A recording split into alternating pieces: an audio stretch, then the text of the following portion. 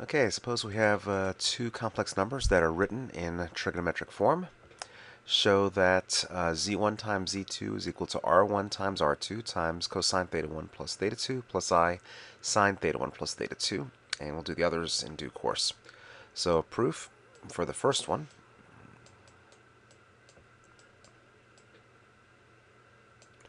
Z1 times z2 by just ordinary multiplication is equal to r1 times cosine theta 1 plus I sine theta 1 times r2 times cosine theta 2 plus I sine theta 2.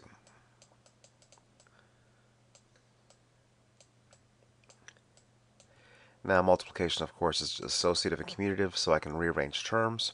R1 times R2 in front. And that matches the R1 times R2 that we need in front over here. Okay, now let's multiply out.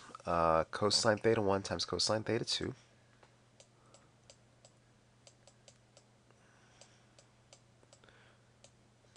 Okay, then we have cosine theta 1 times I sine theta 2. So let me write it like this, plus I times sine theta 2, or cosine theta 1, sine theta 2, plus, okay, that's the outer term, cosine theta 1, plus I sine theta 2. Then the next part, we have sine theta 1 cosine theta 2 times I. And then lastly, we have I squared, which is negative 1, times the sine of theta 1 times the sine of theta 2. So I just distributed out the product and was just being a little bit careful about the way that I wrote the terms down on the next line.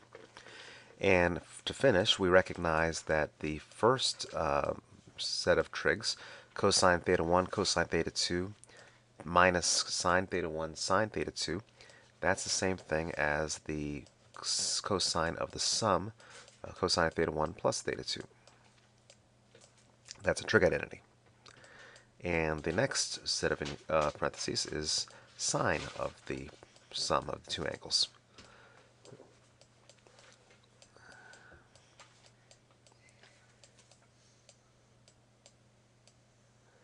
And so that's the end of the proof of the first theorem, that the moduli add, or moduli multiply, and the angles add. Okay, so that's the first one. Let's now take the second one. So let me clear off some space. So second.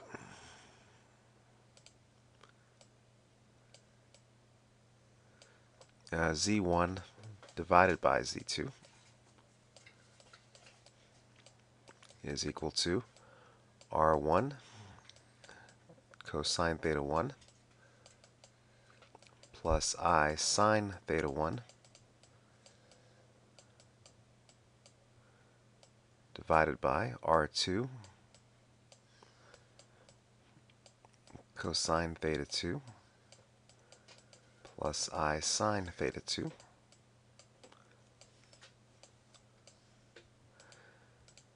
Okay, so the next line will look an awful lot like the one I just wrote, so I'm just directly copy it.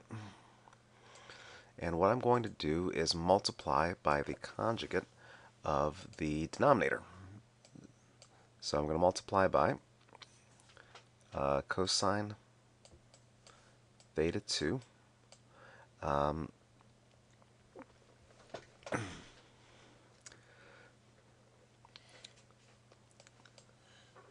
plus or sine theta 2.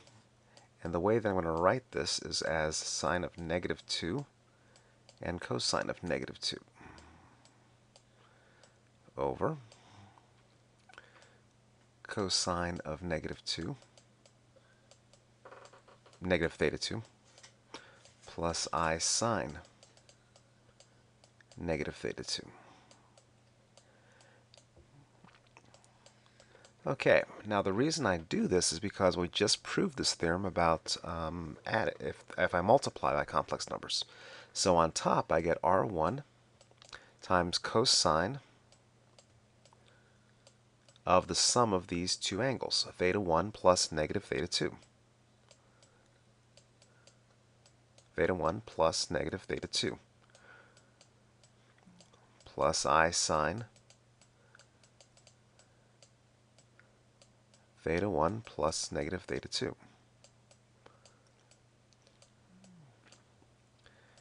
Divided by R2 times cosine of, well, now I add these two angles. Theta 2 plus negative theta 2 is 0, plus I sine of theta 2 plus negative theta 2 is also 0. All right, on the bottom we have 1 plus 0i, which is simply 1. And so this simplifies as R1 divided by R2 times the cosine of theta 1 minus theta 2 plus I sine theta 1 minus theta 2. And so that's the proof of the second statement. You could do this one by actually multiplying by the conjugate on this line. Cosine theta 1 minus I multiplying by cosine theta 2 minus I sine theta 2, and then multiplying out just like we did in the first one. What we did here is just a little bit more quicker using the first statement that we've already proven. Okay, now let's tackle the third one.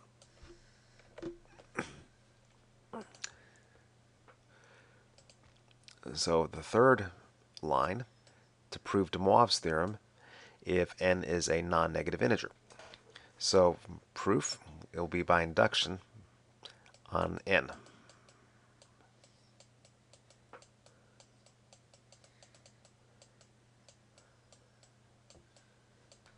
Let's start with the case n equals 0.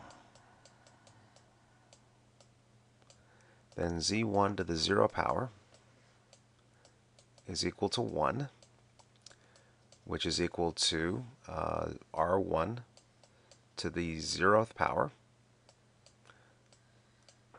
times the cosine of 0 times theta 1 plus I times the sine of 0 times theta 1. Because cosine of 0 is 1 and sine of 0 is 0, and r to the 0 is 1, so that clearly works. So for the n case, assume that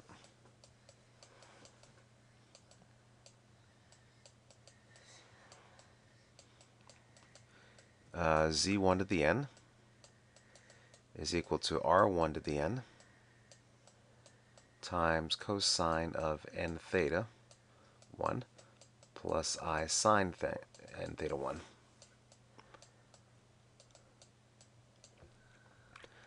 Okay, let's now tackle the n plus 1 case.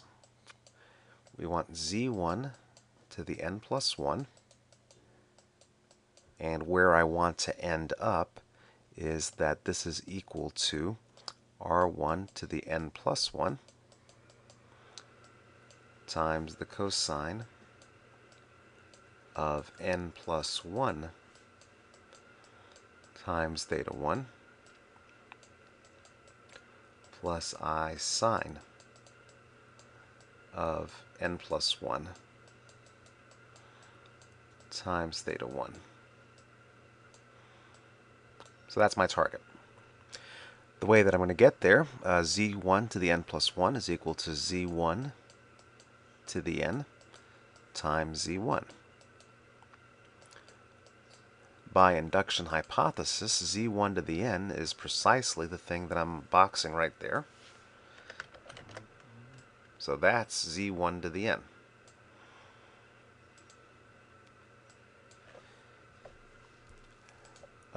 Then I have to multiply by z1, so that multiplies by r1 times cosine theta 1 plus I sine theta 1. And this is true by induction hypothesis.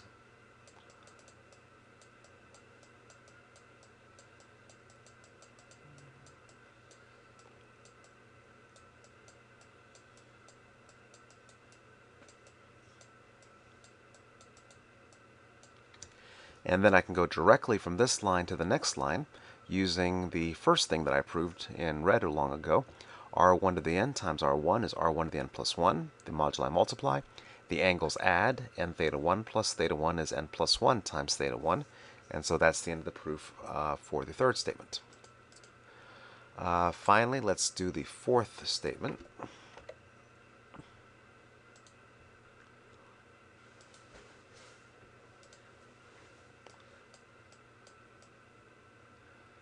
Suppose n is now a negative integer. So let n be equal to negative m.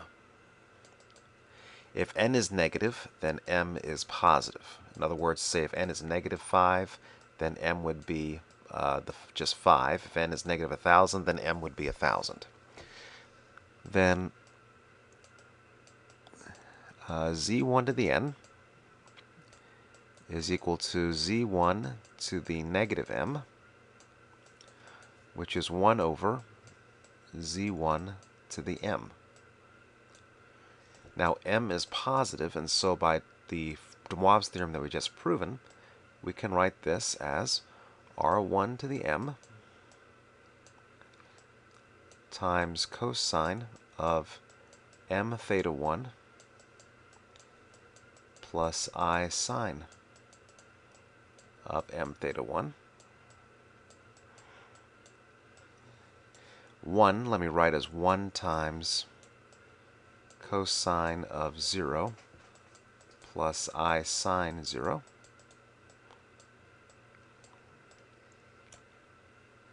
And so by the second theorem that we proved, we can now divide the moduli and subtract the angles. So 1 divided by r1 to the m is r1 to the negative m power. And then when I subtract the angles, I get cosine of 0 minus m theta 1 plus I sine of 0 minus m theta 1. And then I replace negative m by n again to get r1 to the n. Cosine of n theta 1 plus I sine n theta 1. And so that proves de Moivre's theorem for negative numbers.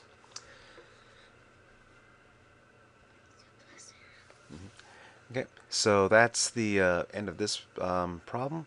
We started with using distribution and trig identities to do the first problem. The first problem then yields the second and the third problem by induction, and then the fourth one comes from the second and the third problems. So that's the development logically of how these theorems build on top of each other.